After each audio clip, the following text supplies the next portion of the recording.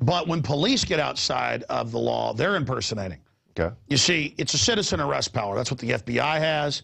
That's what a cop has. We just form cities under state charters, and we say we want professionals to handle this for us. Yeah. We don't want to have to go out when there's a car wreck and move it off the road. The old days, the sheriff would come knocking on doors, help me get this wagon out of the road.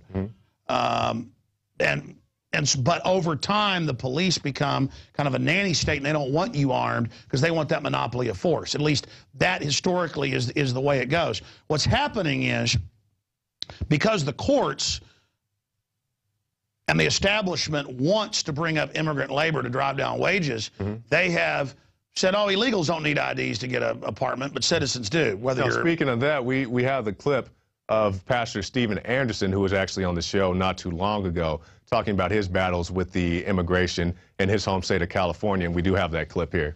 What's up, man? How you doing today, sir? Good. You a U.S. citizen? That's my business.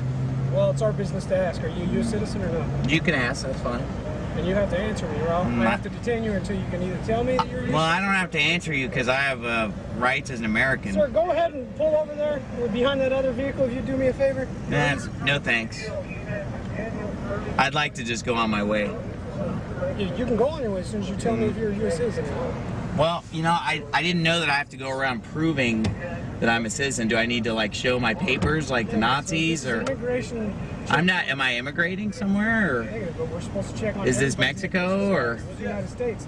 Just answer the question, yes or no. Well, let me ask you this. You know, is this Nazi Germany now? I have to show my papers? Okay, so what is this, a Nazi checkpoint? He has to run around showing his papers. He's a United States citizen. He's not even illegal. So why would they stop somebody like that? Well, see, that's the issue. The illegals are above the law. I mean, I see cases where the police won't even arrest them for drunk driving because the judges just let them go or give them a $10 fine. Citizens are known as complying. Americans in the past were not known, to comply being pushed around. Now we have gotten so conditioned to just put up with anything that we're known as what I call the right whale. That was kind of a sweet, slow-moving whale that the whalers could pull right up to and kill. Whereas a sperm whale or something else would, try to smash your ship or your boats. Yeah. So we're kind of known as the chumps. Doesn't matter whether you're black, Hispanic, white, Asian, doesn't matter. Native American. You are known as the chump. You are known to be fed on. You are known as, basically a slave. But the illegals, because they want to incentivize, bring a massive group in to then create a political army out of, who will feel like they're allied with the state, they're given a free ride. The IRS gives them fake IDs. Fake codes. It's come out, allows them to do all this as a form of welfare to keep them here, and then they're allowed to go free. So whereas if I'm suspected of committing a crime, driving 150 miles an hour, cop pulls me over, give me your ID, give me everything you got, blah, blah, blah. The illegals are just like, hey, I have nothing. And the cops usually let them go. And I've talked to Austin cops. I've told this story probably 50 times. I shouldn't tell it again. One night, one of the IT guys, like at 7 or 8:30 at night or so, it was about 8:30 at night, was pulling in, and he was coming in to fix something, and I was coming back to work late, and I see 4 police cars out there, and they've got him in handcuffs in the back for an expired driver's license. And I went, why are you arresting him? Well, we can do that if we feel like we need to, even for no seatbelt, and so we're arresting him. And I said, but if he was an illegal, you wouldn't do that. And they laughed, and they said, no, you're right. The judges just let him out, and we get in trouble. And I was looking at all these cops, and they're like, oh, we like your show. And I'm like, you like my show? But you're basically feeding on him. Right. And then I found out they'd gone in the office and walked around, because he turned in here, pulled in. They all come up. They start banging on the door. He goes, there's cops out here. I don't know why. Should I go talk to him? And I go, yeah, find out what's going on. They may have the wrong address. He goes out, and they go, what are you doing running in here? And he goes, well, I work here. Well, show us ID. Oh, this is expired. You were just driving this car. Up against the car. They thought he was running from him because he turned into the office here at this office park. And the cops were all being nice, but it was a woman cop who'd arrested him. And she wouldn't talk to me. And I was kind of like, hey, what you're doing's wrong. Come on. And, then they were kind of bowing up and stuff. And I'm just like, whatever. You want your kid's future to be a police state. You guys are just horrible. But it was like funny, though. It was like, hey, we like your show. Heard this on the show the other day. But, yeah, if he was illegal, we would let him go. Because he was a big, plump, juicy, dumb American. So that's what's happening. And people are like, you know what? They have sheriffs all the time that'll stop a car, drugs, alcohol, 15 guys in a van. I had a sheriff on a few years ago from Tennessee about this. Yeah. Some of the guys, he didn't even know who they were, no IDs. Turned out some of them were felons. And took them into jail, you know, drunk, you name it, and ICE wouldn't come pick them up. Now Obama officially won't come pick up illegals who are caught in serious crimes. Right. So basically, if you're a criminal in Mexico, you can come up here and rape, kill 20 people before you get caught. Remember the railway killer? Yeah. He was just killing people left and right, mainly other immigrants. That's another thing. They're feeding on the illegals themselves. I mean, I'm telling you, if you were an illegal alien, you could just go around killing people tonight. And I mean, it won't even be in the news hardly. Yeah. I mean, you can just do whatever you want. Aggravated felons, you name it, they just release them from jail. So that's what's happening here. When you have probable cause, demand an ID. Instead, though, in New York City and places, they pull over hundreds and hundreds of thousands of people every few months, or just stop you and want to frisk you right there on the side of the street. And then there's no issue. And I've seen at the airport, the TSA lets illegal aliens fly with no ID. Really? Or they show them a consular matricula. They're like, yeah, go on through. The illegals are just psh, psh, psh, psh. But some woman that looks attractive, she's going to get a special little visit. Yeah, it's a back room. Oh, yeah, the back room. And they're hiring convicted pedophiles to head up the TSA in places like Philadelphia and other areas, and defraud priests and all this. So this is the reign of the crazies. That's what tyranny is. Tyrants getting control on top. Only criminals will carry out the crazy stuff they wanted to get done. True, yeah. And so they say, come on in, criminals. Whatever your flavor is, just beat these people up and we'll give you whatever you want. That's a good rant. You think so? That's a real good rant. Well, Jakari, it's good to have you here. We've been going about, what, 45 minutes? I see McBreen out there now. McBreen is smiling like a Cheshire cat. McBreen, get in here. We already had Dan Badandi in We've here. been going so long, everybody's done with their work now. Yeah, come on in here. Hey, one big happy family. Yeah. Come on around the back here. All right.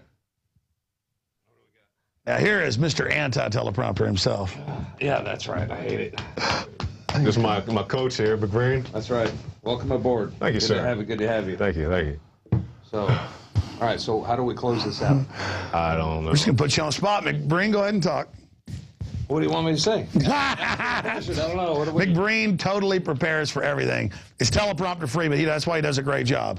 One must prepare. Thanks for hosting the earlier news portion of the show tonight.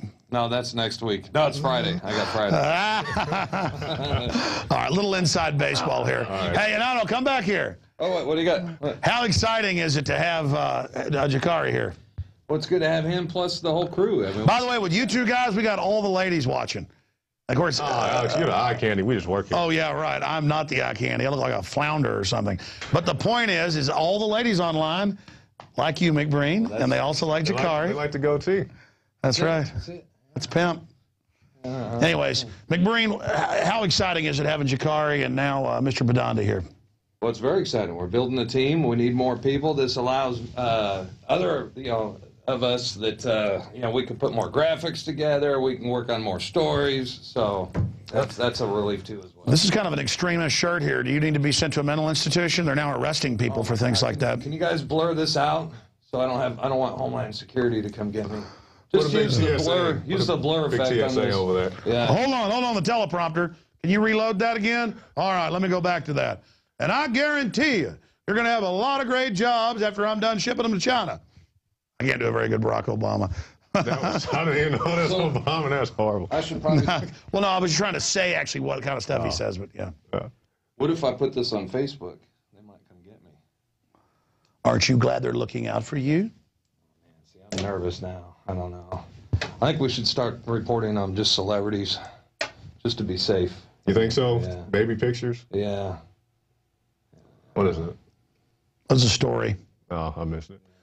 All right, McBreen, great job. All right, I'm out. All right, there he goes. All right, Jakari, any closing comments here?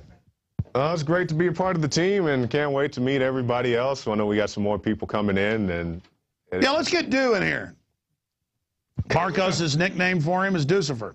Deucifer. He was tubing a few weeks ago and hurt his knee on the river. So Yeah, he told me that. He got a big... Everybody needs to pray for dude's leg. And tell him he's going to have go under the knife.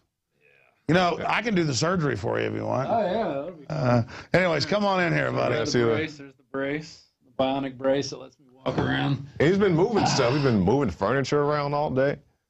Stuff I shouldn't be doing, but I do it anyway. Yeah. But, yeah. Look at this team we're assembling. It's looking good. I'm pretty excited. We need to bring little Perkle in here. We got two more starting.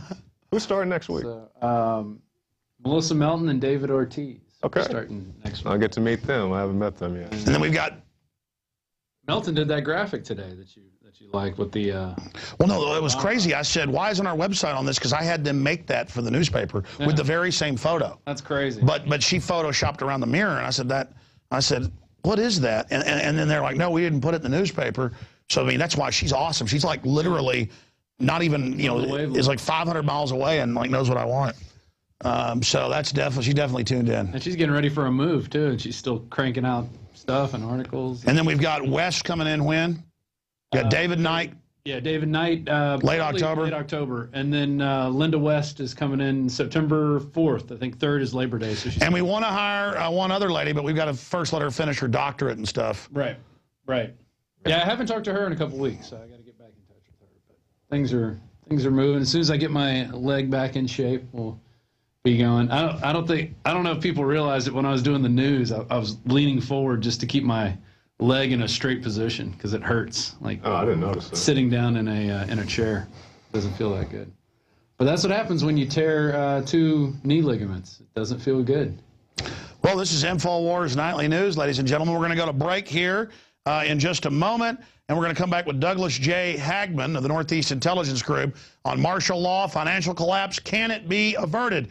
So we will be right back. Don't forget, you can go to Infowars.com/newsletter and put in your email address, and we will send you tomorrow the e-copy of the new magazine. It is very impressive. 50,000 copies of this just hit the streets of Austin, Texas.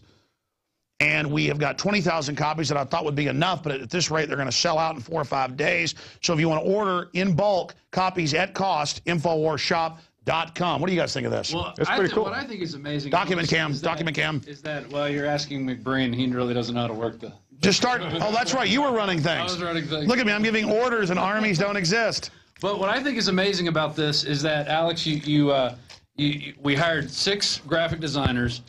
Bam, got it out in what, 2 months? You decided it was a month. It was a month. Yeah, I mean, well, we hired and everything in about a month and a half. Yeah. Right. But just like you got a guy to head it up. Russell is a great guy who's done his own work, and just bringing him in here and putting forth a plan. I mean, this is like I think the best executed thing we've done since I've been here in terms of how quick it happened and just boom, it's out. Now it's real on the streets. Oh, look at that, McBrain. Look at that, McBrain. I'm telling you, you know his nickname, the McBrain Dream.